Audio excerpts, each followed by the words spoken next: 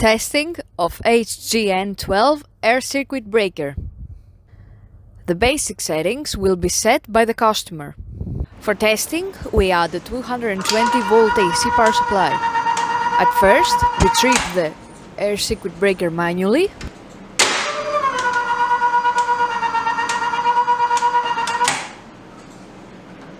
Then we trip the ACB with the help of the UVT.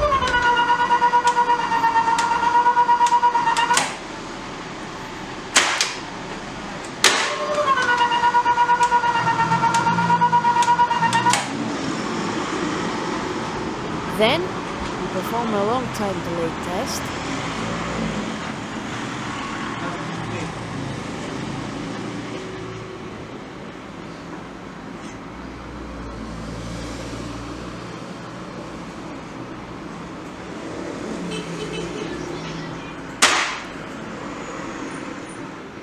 Lastly, we perform a short time delay test and the breaker trips almost instantly.